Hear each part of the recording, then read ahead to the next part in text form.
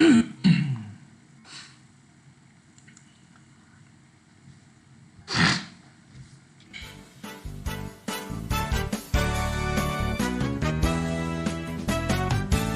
melhor escola do mundo, onde eu posso ensinar e aprender. A palavra da sabedoria é a nossa EBD. Deus é o nosso diretor, o Espírito Santo nosso professor. A Bíblia é a cartilha que ensina o caminho, a verdade e a vida. Deus é o nosso diretor. Olá pessoal, bom dia. É uma alegria muito grande estar aqui com vocês. A gente está iniciando agora uma nova fase, né, da escola dominical, com o retorno das atividades presenciais, concomitantemente ao término da revista, né, de forma virtual, né. A nossa revista atual é a revista Território Team, né, De Volta para Casa, né, o retorno do exílio da Babilônia, né, é a parte 4. Né. Nós estamos hoje na lição de número 9, né, vendo o presente e o futuro. Vem aí o dia do Senhor. Né. E essa revista, né, a gente vai estar terminando ela de forma virtual. Né. Mas a partir de hoje, né, dia 6 de março, as classes voltam presencialmente da escola dominical, o horário das 9h30 às 10h30 e depois o culto da manhã. Né. Então não deixem de acompanhar as aulas virtuais, né, para que vocês possam concluir essa revista, mas também não deixem de comparecer na escola dominical. Né. É importante a gente lembrar que essas aulas virtuais, elas foram uma medida excepcional diante da pandemia. Né. Ela não veio para ficar ou substituir as aulas presenciais, a comunhão. A gente tem que estar juntos na igreja, né, estudando a palavra, louvando ao Senhor. A tecnologia ela foi importante nesse período, está sendo importante nesse período de pandemia, porque a pandemia ainda não acabou, né, mas a tecnologia ela não substitui a comunhão presencial, física. Né. Então, acompanhe a revista, as aulas virtuais, para que vocês concluam essa revista, mas não deixem de comparecer presencialmente na escola dominical. Bom, como eu falei, hoje é a lição de número 9, vendo o presente e o futuro, vem aí o dia do Senhor. Como texto base de hoje, nós vamos estar trabalhando lá em Zacarias, capítulo 9, versículos 9 a 12. Diz assim o texto: alegra-te muito, ó filha de Sião, exulta, ó filha de Jerusalém. Eis aí que vem o teu rei, justo e salvador, humilde e montado em jumento, num jumentinho cria de jumenta. Destruirei os carros de Efraim e os cavalos de Jerusalém, e o arco de guerra será destruído. Ele anunciará paz às nações, o seu domínio se estenderá de mar a mar, e desde o Eufrates até as extremidades da terra. Quanto a ti, Sião, por causa do sangue da tua aliança, tirei os teus cativos da cova em que não havia água. Voltai à fortaleza, ó presos de esperança. Também hoje vos anuncio que tudo vos restituirei em dobro. Então, a partir desse texto base, nós vamos trabalhar com alguns objetivos na lição de hoje, que basicamente são 3. Né? Normalmente a lição ela traz 3 objetivos, né? Em média 3, às vezes 2, às vezes 4, né? Mas não passa disso, para que a gente possa trabalhar no decorrer da lição. Né? E hoje, os objetivos são, primeiro, saber que em Cristo Deus dá uma grande chance de mudança. Né?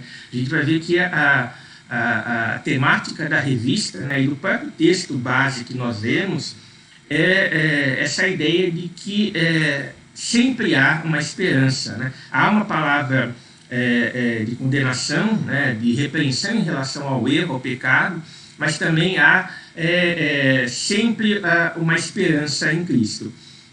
O segundo objetivo é sentir-se motivado a renovar a sua consagração ao Senhor. A nossa vida cristã ela tem que ser renovada constantemente. A vida cristã ela não é algo que a gente atinge um patamar e a gente para de mudar, de melhorar. Pelo contrário, né? Nós temos que sempre buscar renovar, sempre buscar nos consagrarmos ao Senhor, sempre nos colocarmos no altar dele, porque infelizmente nós somos falhos e muitas vezes nós deixamos de viver uma vida que agrada ao Senhor. Então nós precisamos buscar sempre a renovação da nossa consagração ao Senhor. E por fim, como objetivo também a gente aprender a confiar na vitória final do Messias. A Bíblia nos conta uma história do povo de Israel. Em determinado momento, por conta do pecado, o reino foi dividido, eles foram levados cativos, viveram um período no exílio e depois foram libertados. E tudo isso mostrando, tudo isso como uma sombra daquilo que Cristo faria por nós. Ou seja, no final, apesar de todas as lutas, de todas as incertezas, a gente está vivendo agora uma incerteza no âmbito mundial em relação à guerra que está se desenvolvendo lá entre Rússia e Ucrânia, que envolve aí potências militares com armas nucleares, mas apesar de todas as dificuldades, todas as incertezas, no final Jesus vai vencer. Então a lição se propõe a esses objetivos e a gente tem que entender um pouquinho do contexto, em que o texto base foi escrito. Nós temos aí então o ministério de Zacarias, o livro de Zacarias relata, portanto, o ministério dele, que durou mais ou menos 50 anos, aí o período aproximado de 520 a 470 a.C. Ele iniciou seu ministério no reinado de Dário e terminou no reinado de Xerxes. Para vocês terem uma ideia, a gente está falando aqui do período pós-exílico, ou seja, após o exílio, o povo havia sido libertado, e a gente estudou em lições passadas que esse libertador foi o rei Ciro, da Pérsia. Ciro ele é sucedido por um outro rei, por um breve período, e depois por Dário. Então, Dário ele é posterior a Ciro. Nós estamos falando no período em que o povo retorna do exílio, e é nesse tempo histórico que Zacarias vai falar. Ele começa no reinado de Dário e vai terminar no reinado do seu sucessor, que é Xerxes. Para você entender um pouco mais do período histórico, leia lá os livros de Esdras e Neemias. Esdras e Neemias foram escritos nesse mesmo período histórico. Enquanto ali a gente tem Zacarias como um livro profético, que tem obviamente uma estrutura narrativa diferente por ser um livro profético. Esdras e Neemias são livros mais históricos, eles descrevem eventos da reconstrução do Muro de Jerusalém e da reconstrução do templo. E aqui vai uma dica, nem sempre a ordem dos livros na Bíblia indica a ordem cronológica. Você tem lá o último livro do Antigo Testamento, que retrata um período que é descrito em dois livros que estão lá no meio do Antigo Testamento, que é Esdras e Neemias.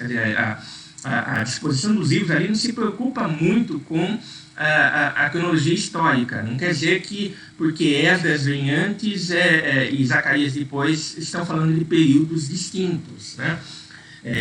Para você entender, por exemplo, Ageu, que é o outro livro profético, Esdras e Neemias são fundamentais também, porque são profetas que falam, tanto Ageu quanto Zacarias, falam no mesmo contexto histórico.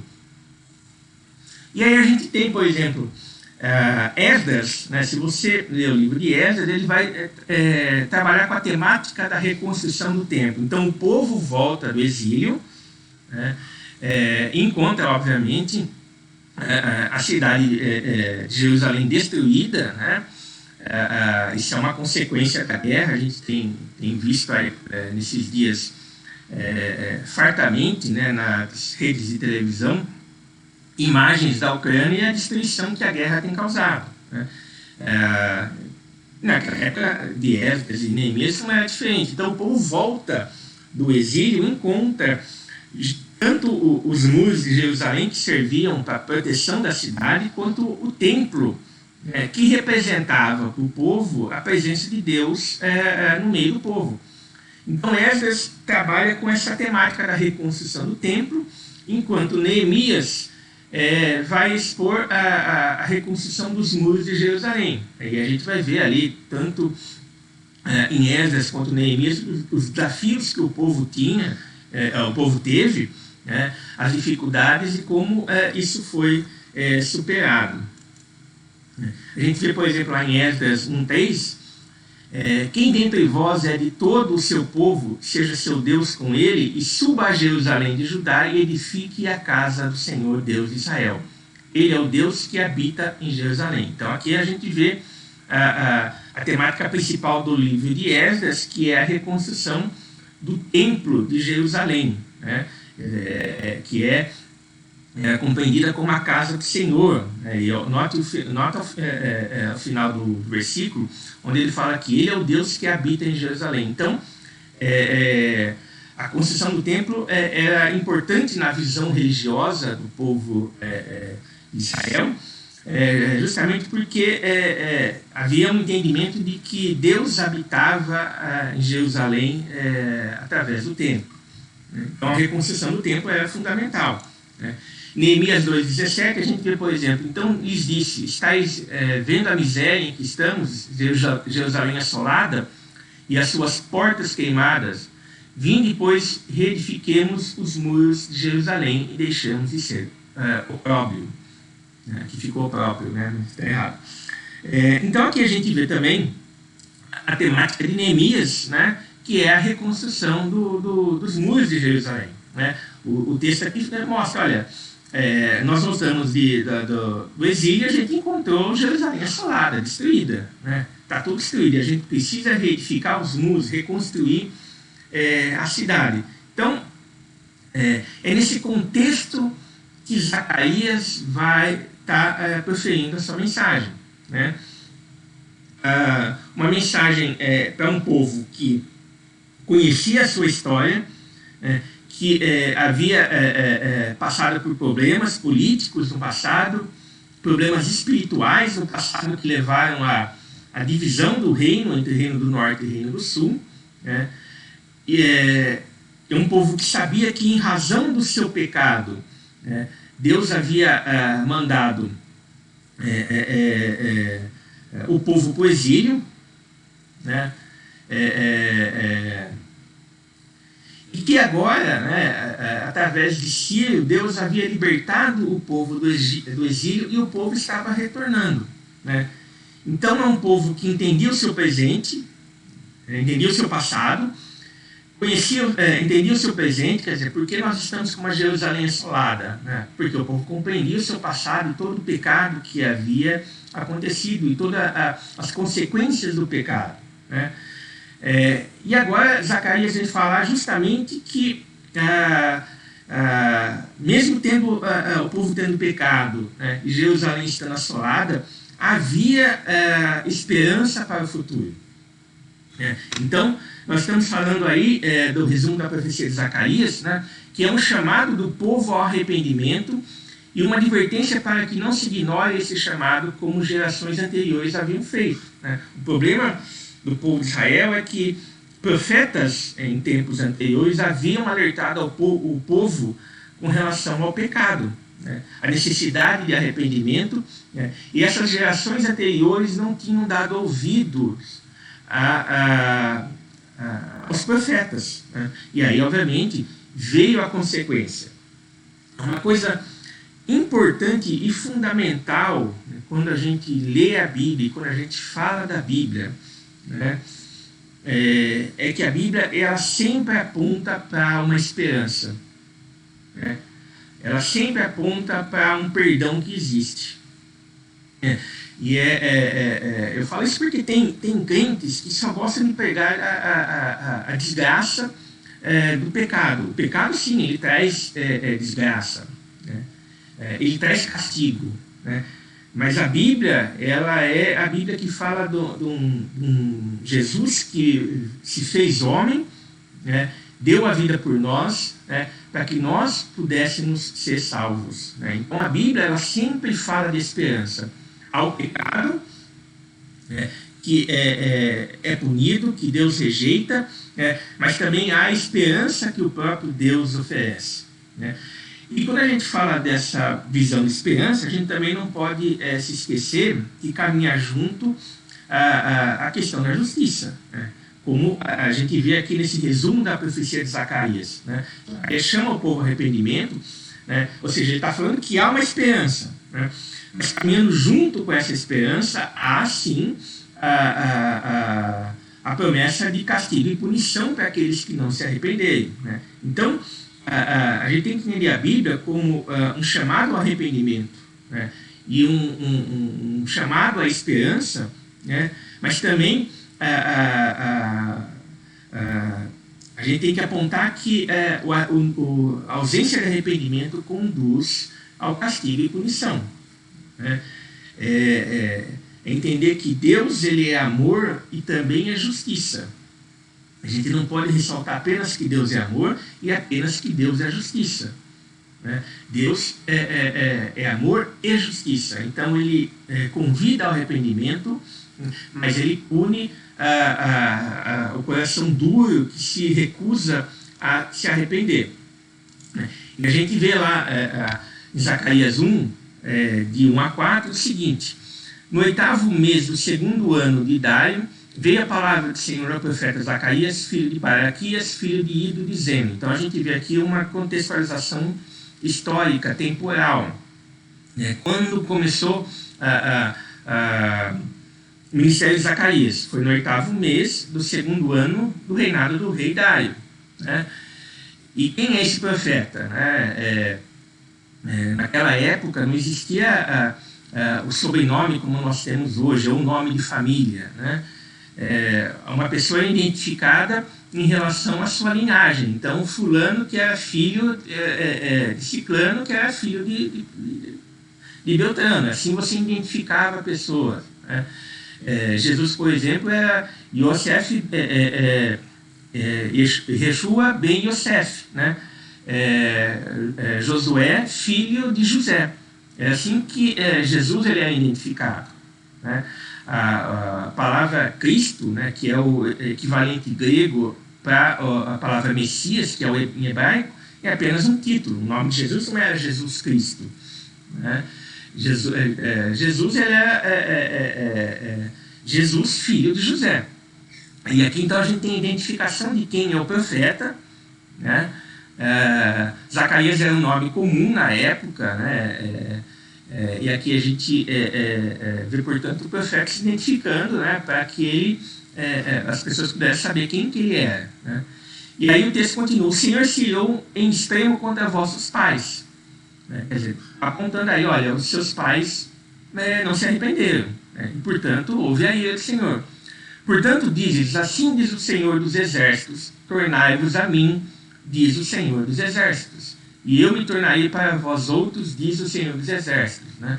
É interessante aqui o uso dessa repetição, né, dessa forma de repetição, diz o Senhor dos Exércitos, diz o Senhor dos Exércitos, diz o Senhor dos Exércitos. Ou seja, uma forma de ressaltar quem é esse Deus que está falando, né? Embora ali a gente tivesse reinados poderosos na época, como é o caso do reinado de Dário, né? Quem estava falando era alguém que era maior e superior, né, a esse rei meramente humano, né? E aí o texto continua: não sejais como vossos pais. quem clamavam os primeiros profetas, dizendo, ou seja, seus pais tinham profetas que falaram para eles. Assim diz o Senhor dos Exércitos, convertei-vos agora dos vossos maus caminhos e das vossas más obras, mas não ouviram nem me atenderam, diz o Senhor. Então, esse é o ponto, né? Os pais não haviam, né? As gerações anteriores não haviam compreendido e ouvido os profetas e, portanto, sofreram castigo. Mas, novamente, Deus está falando para a geração presente de que há redenção, né? Há salvação. Então, nós vemos aí no texto uma promessa de redenção e castigo, né? O povo, portanto, havia recebido uma grande chance para a mudança, né? O dia do Senhor viria. Esse dia do Senhor poderia ser um dia de redenção, ou se não, o povo não aproveitasse, o dia do Senhor seria um dia de punição de uma vez por todas.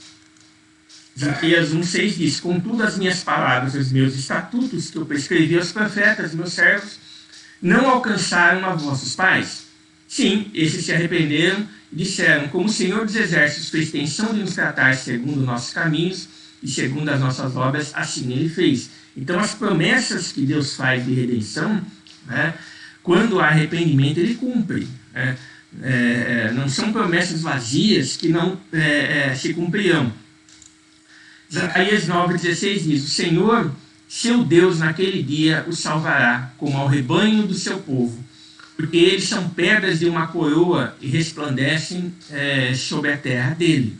Né? A gente vê aqui, portanto, Zacarias novamente falando, olha, aqueles que se arrependerem, Deus irá salvar, né? Como o rebanho do seu povo, né? Reunindo aqueles que se arrependeram como o rebanho do qual ele é o pastor. Zacarias 13:1 diz, naquele dia haverá uma fonte aberta para a casa de Davi e para os habitantes de Jerusalém para remover o pecado e a impureza. Então a gente vê que a promessa é de salvação e restauração. Diante de todas as dificuldades, né, de todos os problemas e os pecados que o povo havia praticado, há promessa de redenção, né, e de restauração. Né.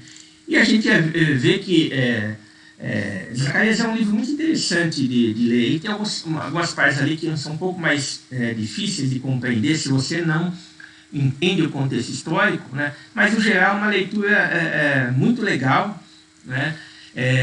A gente vê ali que Zacarias recebeu 8 visões. Se você pegar no livro, a partir do versículo 7 do capítulo 1 até o versículo 8 do capítulo 6, nós temos ali uma série de visões, né? O homem em cavalo entre as murteiras, 4 chifres e 4 ferreiros, o homem com uma corda de medir, a purificação de Josué, o candelabro de ouro e 2 oliveiras, o rolo voante, a mulher no Éfra e 4 carros.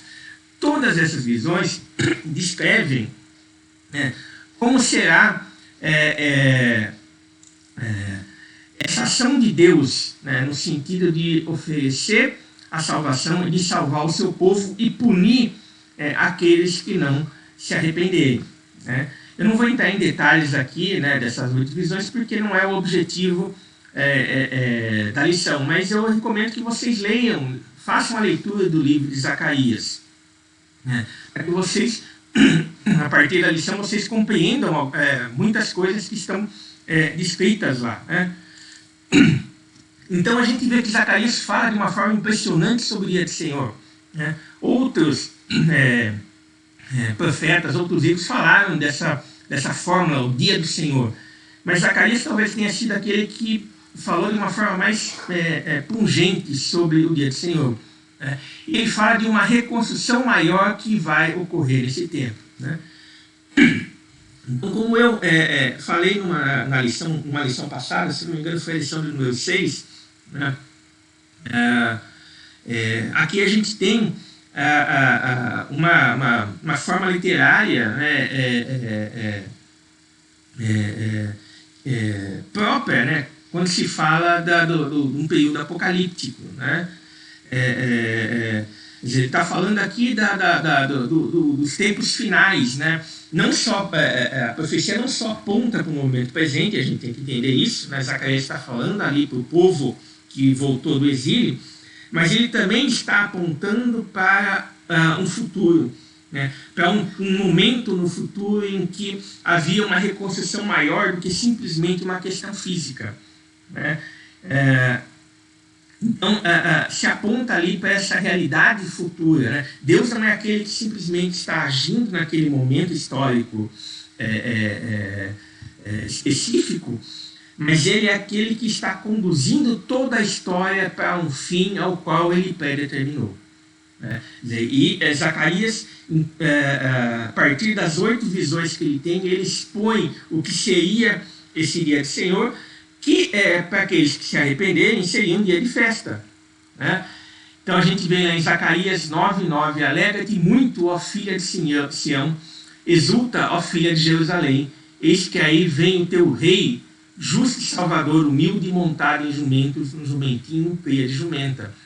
Esse texto depois ele é repetido lá nos evangelhos quando Jesus entra em Jerusalém, né, o domingo de Ramos, né, ele entra montado no jumento, e o evangelista ele faz menção a essa profecia que estava lá em Zacarias, né? Ou seja, o povo é convidado a celebrar com alegria a chegada do rei, com esse rei, que os evangelhos mostram que é Jesus. Vem a salvação, a liberdade, a esperança e a unidade do seu povo. Então Zacarias não está simplesmente apontando para uma mera reconstrução física do templo ou uma mera reconstrução física dos muros de Jerusalém, né? Mas ele está apontando para um rei que viria no futuro, trazendo a salvação, a liberdade, a esperança e a unidade do seu povo, né? E perante esse rei, obviamente, né, nós temos que nos alegrar. É isso que Zacarias está apontando. Apesar de toda a dificuldade, vocês encontraram Jerusalém assolada, né? Vocês têm que se alegrar porque o rei está vindo e o rei está trazendo salvação. Salmo 47, 1 e 2 diz: batei palmas todos os povos, celebrai a Deus com voz de júbilo, pois o Senhor Altíssimo é tremendo, é o grande rei de toda a terra, né? Perante esse rei, portanto, nós temos que celebrar com júbilo, nós temos que ter alegria, porque esse rei traz restauração, esse rei traz salvação, né? 1 Pedro 1,8 diz: a quem não havendo visto a mais, no qual não vendo agora, mas crendo, exultais com alegria invisível e cheia de glória, obtendo o fim da vossa fé, a salvação da vossa alma. Quer dizer, esse rei, mesmo que a gente não esteja vendo agora Jesus, né, a gente tem que crer, né, que esse rei ele vem e vai trazer salvação. Por isso que Pedro fala, não vendo agora, mas crendo, exultais com alegria invisível e cheia de glória, né? Nós, como cristãos verdadeiros, temos que mostrar essa alegria, e ser efetivamente o povo mais feliz da terra, né? Não o povo mais idiota, né? Tem gente que confunde alegria com ser idiota, não é isso, mas é o povo mais feliz da terra, né? Por quê? Porque nós entendemos que o nosso rei, Jesus, ele veio, deu a vida por nós e agora ele vai retornar com toda a sua glória para nos buscar, né? E a gente continua lá em Mateus, né, 13:44, né, que fala sobre a parábola do tesouro oculto. Diz: o reino dos céus é semelhante a um tesouro oculto no campo, o qual certo homem, tendo-o achado, escondeu, e transbordante de alegria vai, vende tudo que tem e compra aquele campo. Quando nós entendemos quem é o nosso Deus, né, quem é o nosso Salvador, nós naturalmente nos enchemos de alegria. Como o texto diz, nós encontramos um tesouro maravilhoso, oculto, né?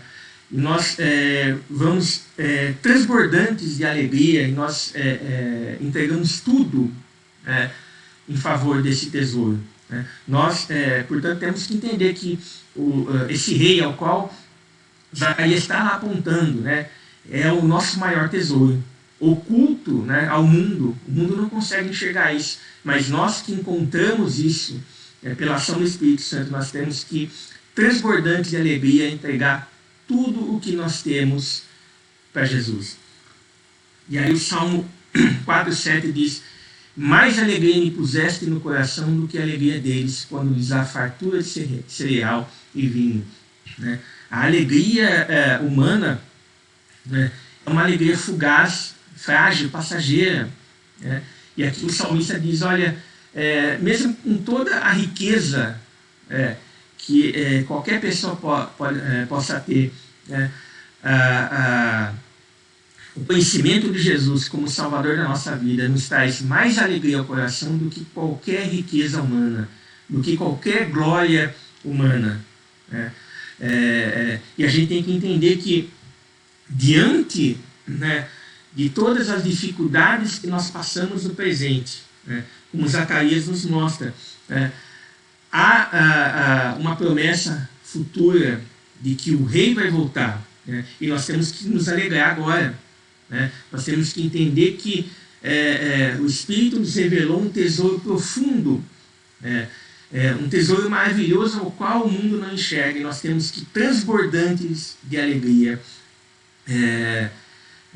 entregar tudo o que nós temos em favor desse rei. Né? O salmista fala, mais alegria me puseste no coração do que a alegria deles quando lhes há fartura de cereal e vinho. Né? E para a gente concluir, né, essa mensagem de Zacarias de que o futuro é um futuro glorioso para aqueles que se arrependem, né? Filipenses 4,4 nos diz, alegrai-vos sempre no Senhor, outra vez digo, alegrai-vos. A gente tem que, portanto, entender que em todas as dificuldades nós temos a possibilidade de nos alegrarmos no Senhor, aquele que um dia mandou o seu Filho em favor de nós, que nos salvou e que vai voltar. É uma promessa que vai acontecer.